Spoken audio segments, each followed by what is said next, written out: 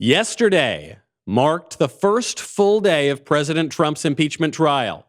The trial consisted of House impeachment managers talking and talking and talking and talking and talking.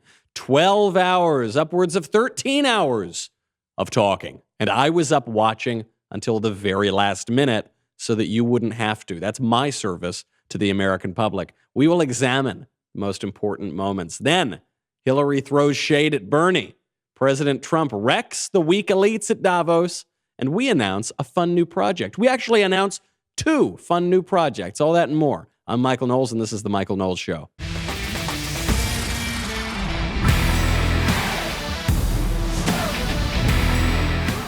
I have not slept in days. I've just been so absolutely riveted by the droning tedium of Adam Schiff and the House Democrat impeachment managers. You know, within this 12 or 13-hour nonsense, there actually were a few really key moments. Shows you the radicalism of what's going on right now in our Congress, particularly on the left, the threats that poses to our republic. We'll get to that in a second. But first, speaking of threats, it's very, very important to protect your identity. Do you want a New Year's resolution that's easy to keep? There's a very simple one. Resolve to help protect your identity and your personal information with LifeLock identity theft protection. LifeLock gives you everything you need. They alert you to potential threats about your identity. Only 1 in 5 identity theft victims are really going to find out about it quickly. You've got to do it now. I know what you think. You think what I used to think, which is that nobody wants to steal your identity. Nobody's going to get your data. It's not a big deal. That's the sort of thing that happens to somebody else. That is not true. It is happening. Nobody is totally safe from it. Everybody's got your information out there, so make sure to protect it. Right now, you can get LifeLock, which is the protection that I use and I personally rely on. You can get LifeLock for up to 25% off your first year. Do it right now. I know this is one of those things that you just are going to put off into the future, right? You say, oh, okay, I'll worry about that tomorrow. I'll worry about that the next day. Well, guess what? Eventually, it's going to be too late. You can take great steps to stop identity theft, but you got to do it now. Go to lifelock.com/Knowles, Knowles. That's lifelock.com/Knowles, Knowles, for up to 25% off. During this 12, 13 hours of absolute nonsense, there were some important moments. Adam Schiff is really the bearer here of the unconstitutionality. He made a lot of just completely mistaken arguments yesterday on the Senate floor. He first opens up by lambasting the Trump White House for involving the courts in impeachment. And this is really key. It's key to understanding the Democratic argument here with impeachment. Schiff's argument is that the judiciary, the courts, are supposed to have absolutely nothing to do with impeachment whatsoever. Now, they make the further argument that the House should only be able to impeach after they exhaust all legal remedies, as if the Constitution says the House shall have the sole power of impeachment, asterisk. But only after it goes to court, in the district court, then the Court of Appeals, and then en banc, and then the Supreme Court, and it's remanded, and they go back up the chain, and it takes years. Why didn't the founders require the exhaustion of legal remedies? Because they didn't want to put the impeachment process in the courts. All right. As with most political speeches, there was a little tiny modicum of truth to what Adam Schiff was saying, but the overall point he's making, that the judiciary is excluded from impeachment, is just not true. How do I know it's not true? Because Adam Schiff was making this argument yesterday in front of Chief Justice John Roberts, who was presiding over the whole impeachment trial, because that's what the Constitution demands that he does.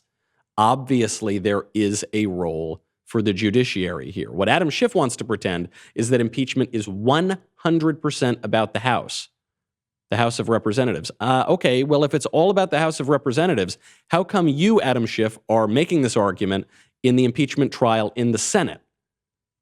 Obviously, it's not only about the House of Representatives, it also involves the Senate. How come you're making that argument in front of the Chief Justice who's presiding over the entire impeachment? Our founding fathers gave us a balanced government. There are checks and balances so that not one branch of the government does not get too much power and take over the other two. So you've got the balance here between the executive and the judiciary and the legislature. And the legislature is broken up between the House of Representatives and the Senate. Adam Schiff wants to gloss all over that because this is a power grab. It's a power grab not just for the House of Representatives. It's a power grab for the left. It's a power grab for Democrats who never got over the fact that they lost the 2016 election. And so they're trying to steal the 2016 election. Again, they're trying to overturn that. And in the process, they're trying to steal the 2020 election, which was the very argument that one of President Trump's lawyers, Jay Sekulow, made yesterday. President Trump's other lawyer, Pat Cipollone, was having none of Adam Schiff's argument. So Pat Cipollone is the White House counsel. He comes out and absolutely shoots down Schiff's dumb argument. They had a court date, and they withdrew the subpoena, they evaded a decision, and they're asking you to become complicit in that evasion of the courts. It's ridiculous, and we should call it out for what it is. Obstruction for going to court? It's an act of patriotism to defend the constitutional rights of the president, because if they can do it to the president, they could do it to any of you, and they could do it to any American citizen, and that's wrong. And Lawrence Tribe, who's been advising them, I guess he didn't tell you that in the Clinton impeachment, he said, it's dangerous to suggest that invoking constitutional rights is impeachable. It's dangerous. And you know what? It is dangerous, Mr. Schiff. Pat Cipollone came right out swinging yesterday. I thought he did an excellent job as Trump's counsel, as his White House counsel. Generally speaking, I think the Republicans did a better job than Democrats. The Democrats made one really smart move, which was at the top of it. Adam Schiff came out, and instead of making arguments about calling witnesses or about the procedure of how this impeachment trial is going to go, which was supposed to be what they were talking about, instead, he decided to use the opportunity to make his opening speech to the American people. After that, though, Democrats seemed to lose sight of that, and it just became repetitive. It was the same old thing, same old arguments being made to the senators, whereas Trump's team, Cipollone and Sekulow, were clearly making their arguments to the American people. They were making their arguments to the television cameras. And he's absolutely right. You know, when you talk about the justice or the injustice of this trial, what the Democrats are trying to say is that this isn't a trial, it's a cover-up. That's the new slogan. That's the bumper sticker they're saying. This isn't a trial, it's a total miscarriage of justice. Well, what have we seen so far? So far in this impeachment charade, you've got the House calling witnesses, and the House has tried to get the absolute most damaging testimony that they could against the president. Trump hasn't been able to call any witnesses, has he? Trump hasn't been able to cross-examine any witnesses, has he? Trump hasn't been able to make any of his case whatsoever. It has been completely one-sided from the House of Representatives. Then, once the House exhausted their witnesses, they called all the people they wanted to call, then they wanted to call some other people, and then they got a little pushback, and then they backed off because they knew it was going to have difficult political consequences for them. Now, they impeach the president, it goes to trial, and they're complaining that they can't get any more witnesses. They had their chance. They have run roughshod over the norms of this country. They've run roughshod over justice from the very beginning of this. Now it's somebody else's turn. That's the argument that Trump's team is making, and it's a very good argument. The most sensationalist speech of the day came, of course, from the Senate Minority Leader, Chuck Schumer, because the most dangerous place in Washington, D.C. is between Chuck Schumer and a camera. The man loves the sound of his own voice. All right, it's an occupational hazard when you're in podcasting, media, politics, but Chuck Schumer really raises it to the level of a high art form. We will get to Schumer's very, very poor argument in a second, and then we will watch President Trump's lawyer just absolutely smack that down. That we haven't even brought in the media yet, by the way, because if you think the arguments from the Democrats were bad, just wait until you hear the arguments from the mainstream media. Then Hillary Clinton throws some shade at Bernie, which is my favorite news story of the entire day. First, we got to thank our friends over at Keeps. If you were watching that impeachment trial yesterday, you'll notice some of those poor senators, they didn't do what they could to keep their hair when they were young men, and now they're bald and they don't look so great. I am not exactly an Adonis of a man, okay? I am not exactly the most athletic, hulking guy in the world, but I always did pretty good with the ladies because I had a nice head of hair. 2 out of 3 guys will experience some form of male pattern baldness by the time they're 35. That's the bad news. The good news, with today's advances in science, Keeps offers proven treatments that can combat the symptoms of hair loss and help you keep the hair you have at half the cost of your local pharmacy. You do not have to go broke to avoid going bald. You don't, but you got to start now. Keeps offers generic versions of the only 2 FDA-approved hair loss products out there. Maybe you've tried them before. I guarantee you haven't tried them at this price. And Keeps now offers a prescription shampoo to help keep your scalp healthy too. Keeps has just done a tremendous job. What can you do right now? Keeps treatments start at just $10 per month, plus for a limited time, you can get your first month for free. If you're ready to take action and prevent hair loss, go to keeps.com/Knowles, Knowles, to receive your first month of treatment for free. Come on, fellas, give yourself an advantage. Even if you're not a hulking Adonis, take the same strategy I have. Keep the hair you got. KEEPS.com/Knowles, Knowles. So obviously the most dangerous place, not just in Washington, D.C., but I think in the known universe, is between Chuck Schumer and a camera. And he gave a great performance yesterday, as always. His rage was focused almost entirely on Republicans' decision not to permit new witnesses in this stage of the trial. They already had their witnesses during the initial impeachment investigation. Then they voted on impeachment, so now they're just adjudicating the evidence. Now, because they're desperate, because they didn't get him on anything, Democratic senators want to pretend that witnesses were never called in the first place. Here's Chuck Schumer. The McConnell resolution will result in a rush trial with little evidence in the dark of night. Literally, the dark of night. If the president is so confident in his case, if Leader McConnell is so confident the president did nothing wrong, why don't they want the case to be presented in broad daylight? On something as important as impeachment, the McConnell resolution is nothing short of a national disgrace. This will go down, this resolution, as one of the darker moments in the Senate history, perhaps one of even the darkest. One of the darkest moments in Senate history, that the Senate is conducting an impeachment trial in almost exactly the same way they conducted the impeachment trial of Bill Clinton 20 years ago. One of the darkest moments in Senate history. Other dark moments in Senate history. You've got the caning of Charles Sumner, the senator who was almost killed in an altercation about the Civil War. You've got Democratic Senator Theodore Bilbo giving one of the longest filibusters in Senate history to stop passage of an anti-lynching law. That was a pretty dark moment, I guess. You've got a number of senators over the years who were censured and even expelled for treason, for being involved in coup d'etat against the government. Those seem like pretty dark moments in Senate history. Following the Constitution and conducting an impeachment trial doesn't seem like the darkest moment ever, but Senator Schumer is given to hyperbole. Senator Schumer wants witnesses. The trouble for Senator Schumer, this is the trouble for all these guys who have been around a long time in politics.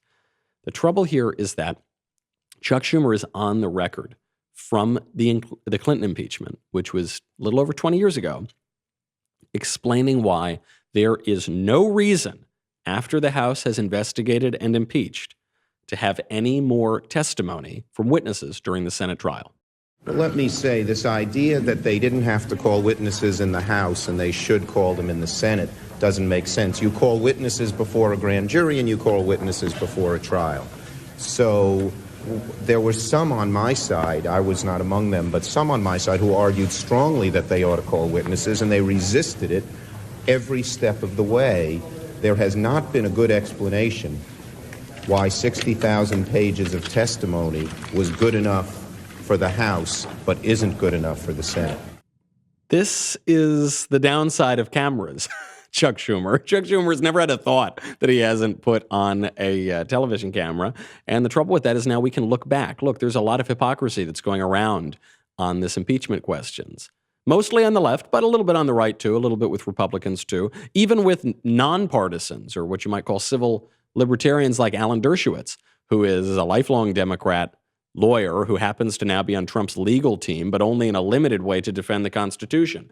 Alan Dershowitz said during the Clinton impeachment that there was not a particularly strong legal requirement for impeachment. In other words, you didn't have to commit a narrow definition of a crime in order to be impeached. He's now changed his mind on this, and he was asked about the difference of opinion. And at least Alan Dershowitz, to his credit, came out and said, "Oh yeah, I changed my mind. I know more now than I do then. I'm a scholar. I'm a Harvard professor. That what we do is we learn things over time, and I was wrong, and I own it."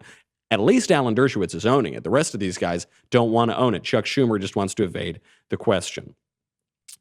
Schumer thinks this will go down as one of the darkest moments in Senate history. It may. It really may. But not for the reason Schumer thinks. One of the darkest moments in Senate history came in 1868, and that was when the Senate almost removed President Johnson from office because they didn't like him. He had not committed an impeachable offense. They just didn't like him. And they were about to remove him from office, and then his presidency was saved, and our constitutional order, you might say, was saved by the one senator who decided not to vote to convict. And what this did, the reason that this was so important, regardless of your views about 19th century presidents, is that this maintained the constitutional principle that the legislature doesn't just get to remove presidents that they don't like, that the president does not merely serve at the pleasure of the legislature, that there actually is a separation of powers here. There is a constitutional order that is not based merely on political raw interest, but is actually guided by principle and by the guardrails of our Constitution. President Trump's personal lawyer took this argument even further, calling House Democrats' impeachment unconstitutional. We'll get to that in a second. We'll get to bad takes from the media, and then we'll get to all the important political implications, because the left is beclowning itself at the moment. But first, I have got to thank our friends over at Root Insurance. Root Insurance, these guys are really mixing up the game. They are changing the way car insurance is done. Because when you think about car insurance, it's a pretty old model. Doesn't make a lot of sense. I myself am a good driver.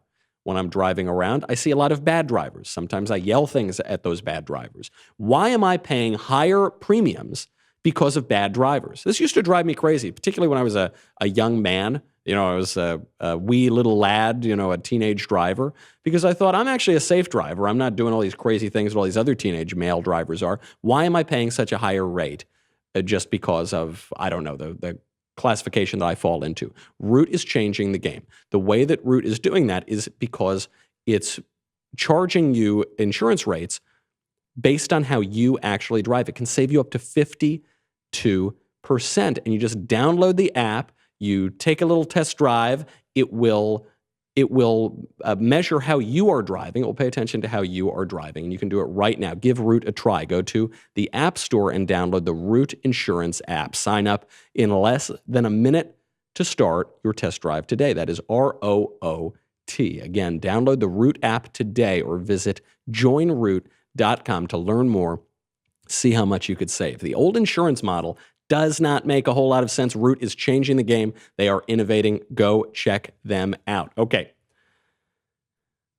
Now, Trump's personal lawyer did not like the arguments that were being put forward here, especially Chuck Schumer's argument. So he came out here and he said, you know, this whole charade is based on seriously unconstitutional, anti-constitutional actions by the House Democrats. Here he is.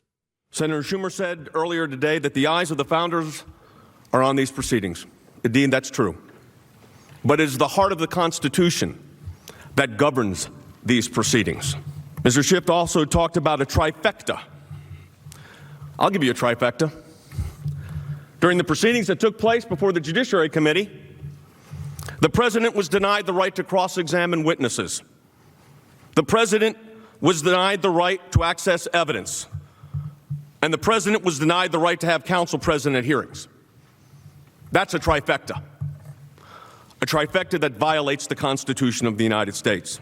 Absolutely right. And I'm really glad that the Trump lawyers were taking this strategy of bringing their argument to the American people, because I think there's a lot of cynicism in the Senate right now. I don't think that anyone changed their vote yesterday, any of the actual senators. I think this was a partisan impeachment vote from the House Democrats, and it's being viewed as it is, which is merely a partisan political exercise. And so the Senate is not taking these arguments seriously. But the American people, the ones who are listening, and maybe you're not listening to 13 hours of it, but you might be listening to shows such as mine where we're breaking down the key moments, they are paying attention. And I think it's an important civics lesson that's coming out. The absolute dumbest take on impeachment came not from one of the senators or one of the House impeachment managers. It came from Philip Bump, national correspondent for the Washington Post. Philip Bump tweeted out, quote, "Imagine a criminal trial in which half the jury was friends with the accused. The accused could ignore subpoenas, and if evidence emerged after the indictment, it wasn't admissible." He's saying this trial, the impeachment trial, is so unfair because it's not being conducted in the same way as a criminal trial. Right. Now imagine an Olympic trial that didn't have ski slopes and uniforms. Imagine that kind of trial. It's almost as if there are different sorts of trials. There are sports trials, there are criminal trials, there are impeachment trials. Of course, an impeachment trial is categorically different from any other kind of trial. An impeachment trial is inherently political. There is no sort of impeachment trial in which a large portion of the jury is not going to be friends with the accused because the senators are the jury. We have different rules for these different kinds of trials. To conflate the two, to try to make it seem like Trump is OJ here or something, that he's in a regular old criminal trial, is just either insincere, which is what I suspect it is, or profoundly, profoundly ignorant. Either way, Washington Post, Democracy Dies in Darkness, is really living up to its motto. It's actually pushing the motto straight forward ahead. Beyond impeachment, obviously, we'll keep talking about impeachment a little bit. We'll bring you the updates, but I think we've covered most of the important points right now. This is going to go on and on and on. And actually, I've got a new project that we'll be announcing a little bit later, which will help us examine impeachment. But I want to move to the political side here for 2020, because impeachment is harming certain presidential candidates. It's harming Elizabeth Warren, who's got to sit in trial. It's harming Bernie Sanders, who's got to sit in the trial. You got to remember, we're 17 days away now from Iowa?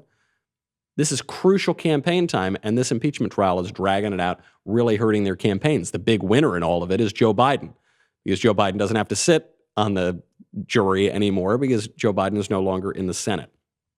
Part of me wonders if the whole reason they're dragging this out and the Democrats are so insistent on having a long impeachment trial is just because they're desperate to steal the Democratic nomination from Bernie Sanders again. And it's the whole Democratic establishment that's trying to steal it. Hillary Clinton now is throwing a whole lot of shade at Bernie. You would think she would content herself with stealing the election from him last time, but no, she's going further. She's going after him again. In a new documentary, Hillary Clinton says that Bernie got nothing done, quote, in his career, and that he is a, quote, career politician. She goes on. She was asked if she would endorse Bernie Sanders if he got the nomination, and she refused to do it. She said, "I'm not going to go there yet. We're still in a very vigorous primary season. I will say, however, that it's not only him, it's the culture around him. It's his leadership team. It's his prominent supporters. It's his online Bernie bros and their relentless attacks on lots of his competitors, particularly the women." So she's saying she might not endorse him. This is almost certainly going to help Bernie. Nothing like being attacked by Hillary Clinton to make your approval ratings go up. Hillary Clinton is the woman who let Trump win. Hillary Clinton is the woman who failed to stop Donald Trump. And she's the woman who stole the nomination from Bernie Sanders in 2016. She's over. This will help Bernie. This will help him with the base. It'll help him with his base in particular. This is also going to help Trump. Because what this does, to have Hillary Clinton come out and more or less call Bernie Sanders, or at least his supporters, misogynists, anti-woman, sexist, is to deprive her previous attacks of Trump, of credibility. It takes away the credibility that she had when she said Trump and his supporters are deplorable and irredeemable. Remember that in 2016, she said, these Trump supporters, they're no ordinary conservatives. They're deplorable. They're irredeemable.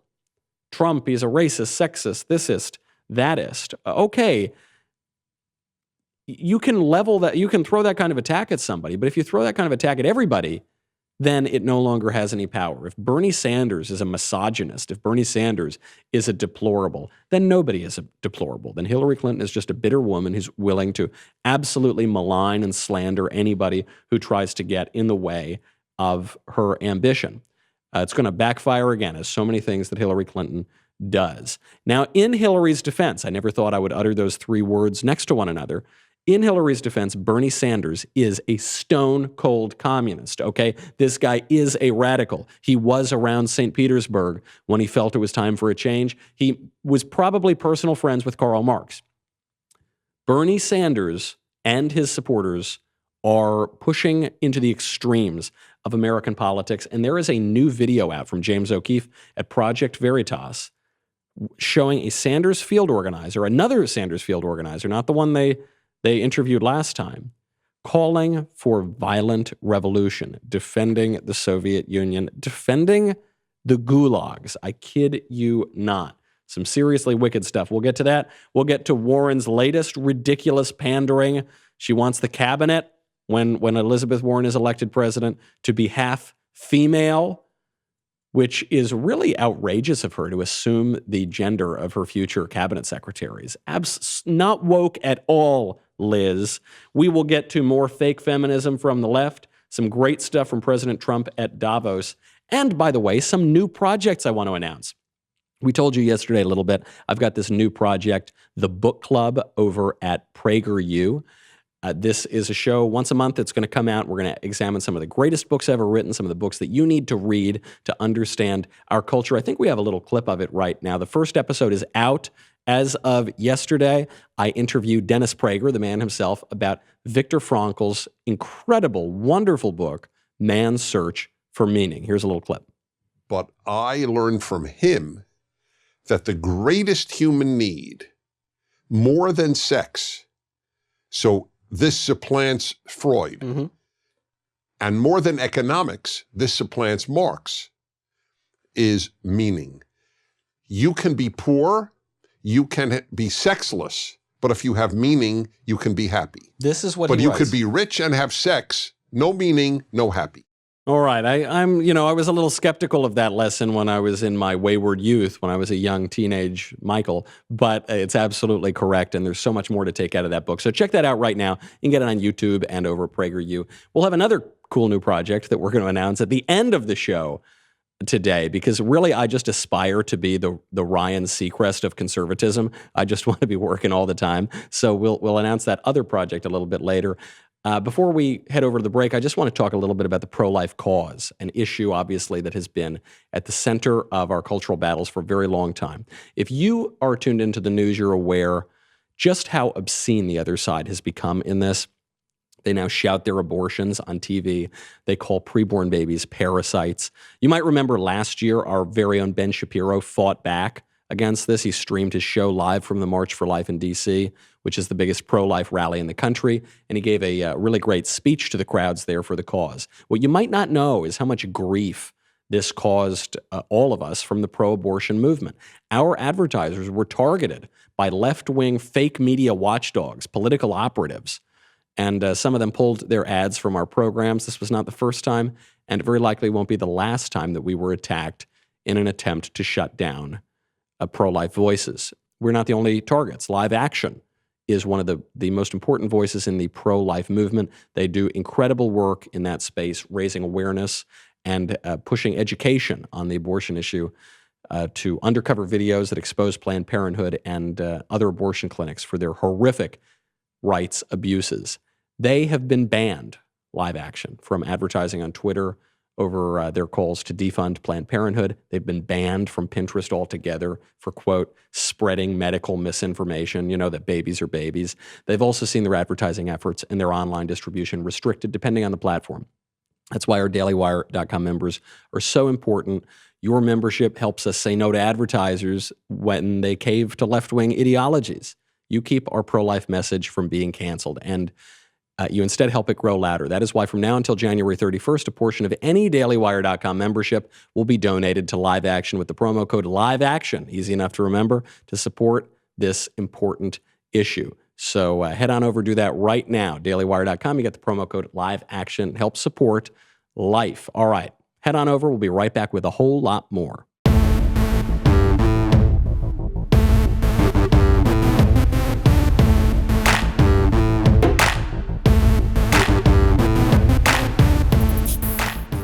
Hillary might be arsenic, but Bernie Sanders is cyanide. And she has a point. The guy is a real radical, and his ideology is extraordinarily dangerous. New video out from James O'Keefe. Undercover shows a Sanders field organizer calling for violent revolution and defending the gulags. Here he is. I always said, I'm a communist. I'm ready to start tearing bricks up and start fighting. I'm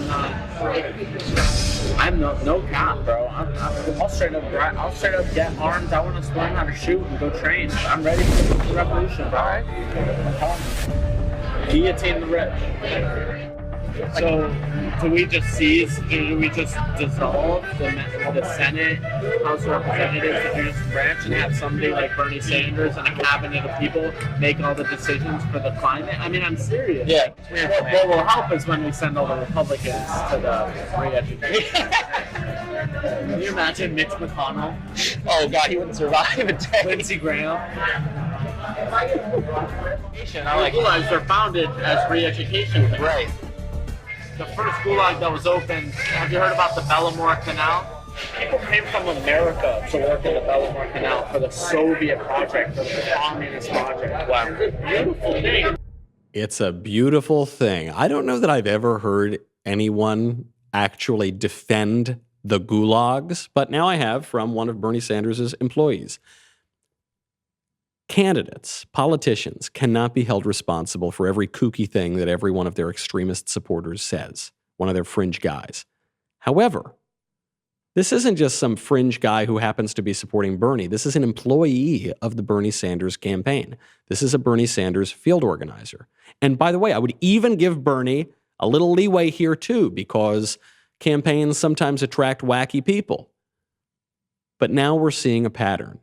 This is two field organizers in 2 weeks, 3 weeks, who have been caught saying really extreme, radical things, and in this case, calling for violent revolution, re-education, gulags in America. That is some seriously wicked stuff, and I suspect the rot starts at the very top of that campaign, because Bernie Sanders, the kind of goofy old codger that he is, might seem harmless and even somewhat endearing. He's got that funny voice, and he's got his funny finger that he wags in the air. This is a guy who honeymooned in the Soviet Union, the evil empire, a slave state that enslaved half the world behind the Iron Curtain. And he couldn't wait to get over there. He honeymooned there, he took his shirt off, he swilled vodka, and he sang communist folk songs. This is a guy who's defended the worst regimes on planet Earth of his entire lifetime.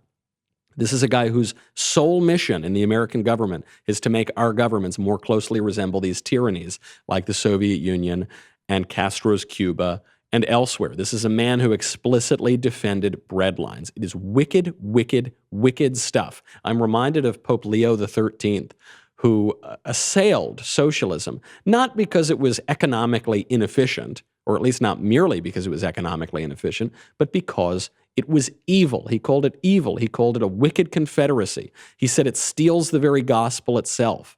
He said it ought to be, it was a plague, it was a pest, it has to be resisted utterly. And I think we need to start speaking of socialism in those kind of moral terms as well. And we ought to speak of the people who push socialism and communism in this case in those same stark moral terms. Now, only slightly less radical is Elizabeth Warren. She's the establishmentarian socialist. She's the one who you can bring home to mom. Elizabeth Warren's campaign is flailing, all right? She had this choice early on in 2020, which was because she lies effortlessly. She lies out, speaks out of both sides of her mouth. She speaks with forked tongue, you might say. She had to decide whether or not she was going to go for Joe Biden's supporters or for Bernie Sanders' supporters. Is she going to be the moderate who's got some Midwest appeal, or is she going to be the radical socialist candidate? And she made her choice. She was going to go for Bernie's supporters. It was a pretty dumb choice because Joe Biden doesn't really have a base of support. He doesn't have strong support. Bernie Sanders does. He has fanatical supporters like that wacko that we just saw on camera. So it didn't work out. Her campaign, which was once headed to be the nominee, I mean, she had all the momentum in the race. It has now collapsed, and so she's pandering even more. She's now promising to appoint a half-female cabinet if elected. Here's what Liz Warren said, quote, "Our government officials can best serve the American public when they reflect the diversity of the country itself.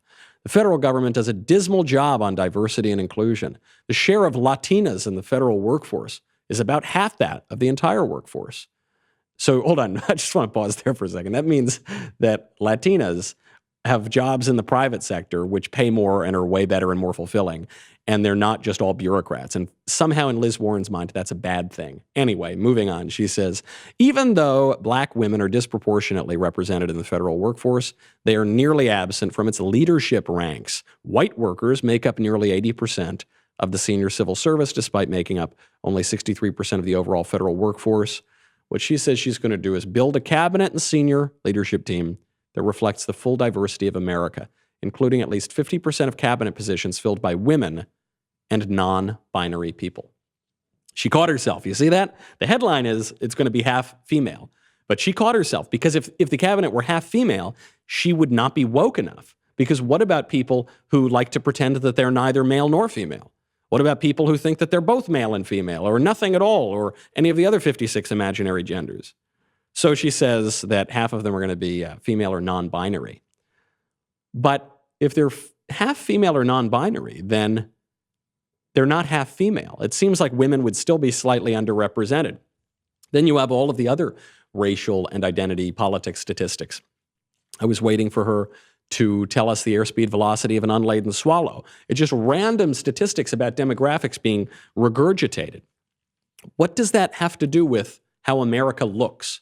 What does that have to do with the real makeup of America? I mean, what does it even mean to have a government that looks like America? Elizabeth Warren and the left broadly just misunderstands the point of representative government. The point of representative government is that we are free to elect our representatives using our free will and our faculties of reason. If we were going to have a president that looks like America, I guess we would never have a black president again, right? Black Americans make up 12% of the population. So if you wanted to have a president that looked like America, he could be at most 12% black, right? So you'd never have a black president. Does that mean we can't elect? It was a mistake to elect Obama? Well, I think it was a mistake to elect Obama, but not because of his race. Of course, that's not what it means.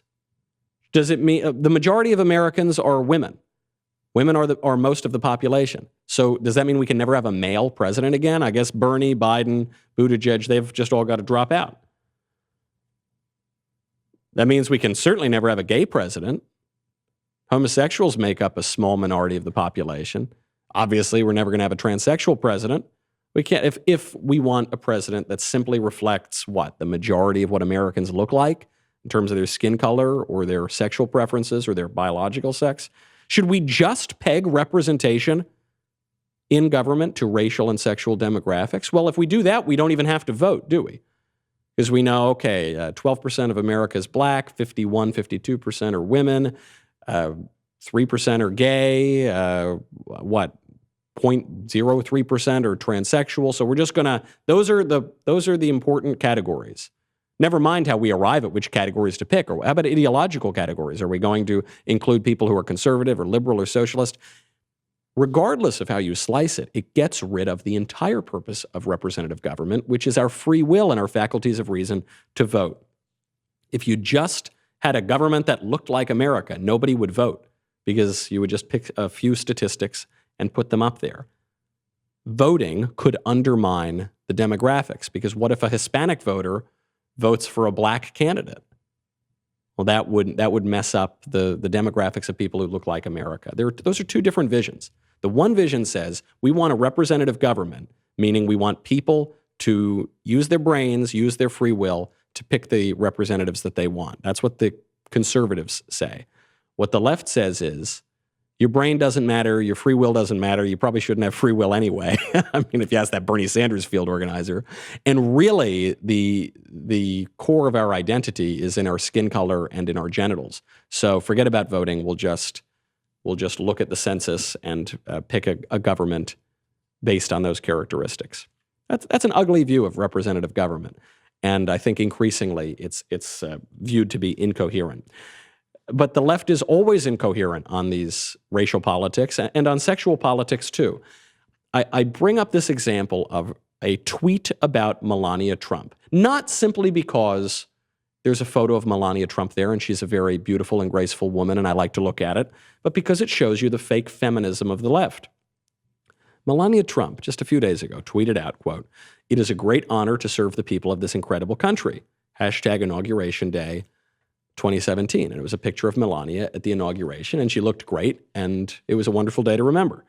Then some random blue checkmark on Twitter, Jeffrey Guterman, tweeted out, quote, to her directly, "You are disgusting for marrying a bastard." That was one of the nicer responses on Twitter. Kaj Eric Erickson, who's an actor and a blue checkmark, tweeted out, "Do you think it's weird that your husband wants to have sex with his daughter?" It's disgusting. Imagine speaking that way to a woman, especially if you're a man, especially a woman you don't know. Imagine just walking up to a woman and saying that to a stranger. How disgusting. What a disgusting person you have to be. How ashamed of yourself you should be for that.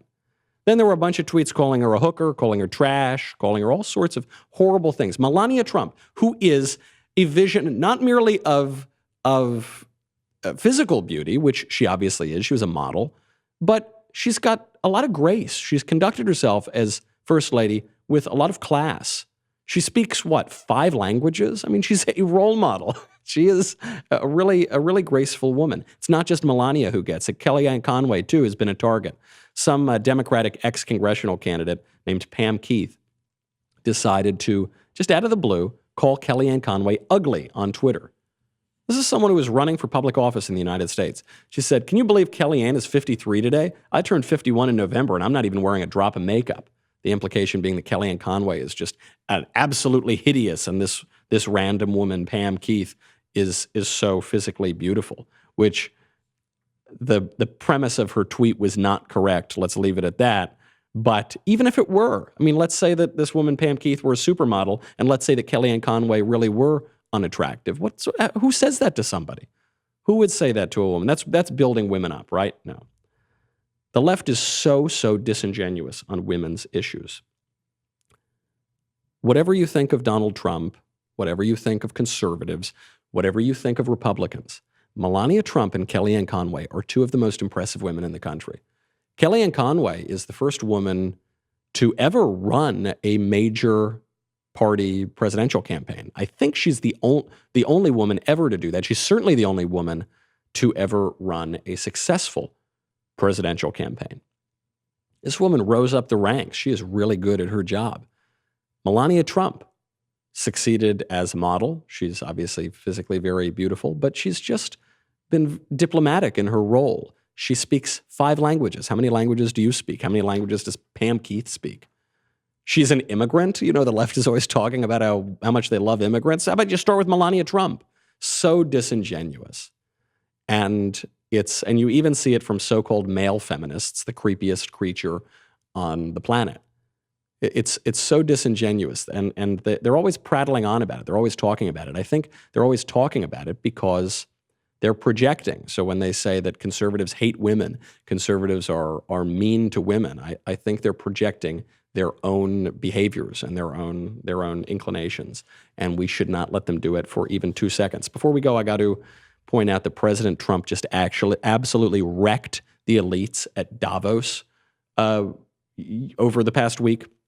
So you have the World Economic Forum. This is this gross, elitist, increasingly irrelevant forum that goes on, brings in a lot of world leaders, though fewer and fewer show up. President Trump gave a speech there, and it was a triumphant speech. It was a victory speech. It was a speech that said, hey, I showed up here a few years ago and I told you everything we were going to do, and you all laughed at me. Well, who's laughing now? We've regained our stride, rediscovered our spirit, and reawakened the powerful machinery of American enterprise. America is thriving. America is flourishing. And yes, America is winning again like never before. Just last week alone, the United States concluded 2 extraordinary trade deals, the agreement with China and the United States, Mexico-Canada agreement, the 2 biggest trade deals ever made. They just happened to get done in the same week. Big, big win. I mean, it reminds me of when Nigel Farage showed up to the EU after the Brexit vote. So this is the British representative, very pro-Brexit.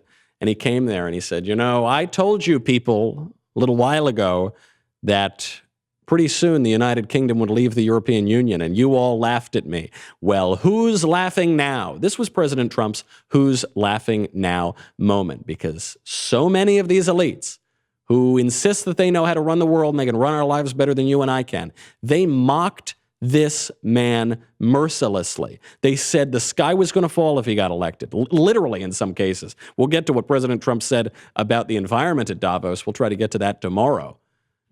But they certainly thought the economy was going to collapse. They said the markets are going to fall. We're going to have wars. And what happened? The opposite. This guy has run the United States and therefore run the world in many ways much better than all of these liberal elites. Who's laughing now? I think you and I are. That's who is. Before we go to, I have got to announce a very exciting new project. We've been keeping this a little bit under wraps. You'll notice that I'm in Washington, D.C. this week. In part, that's because I'm excited to go hang out at the March for Life this weekend. But the reason I came in early is because we are launching a new project with Senator Ted Cruz. That is a new podcast called Verdict with Ted Cruz. I will be co-hosting that project with the senator. We were up until 3 or 4 in the morning last night because the impeachment the impeachment trial was going on and on and on.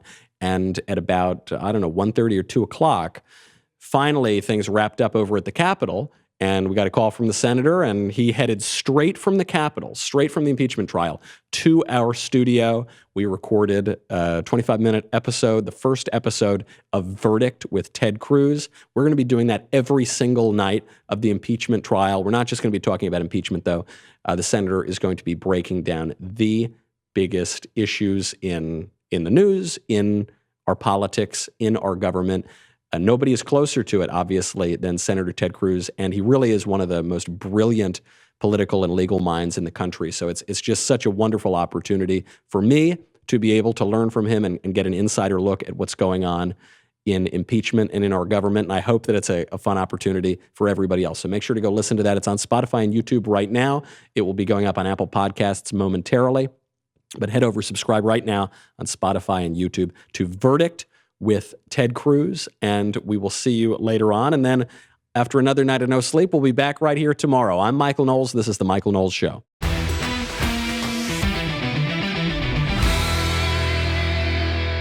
The Michael Knowles Show is produced by Ben Davies. Director, Mike Joyner.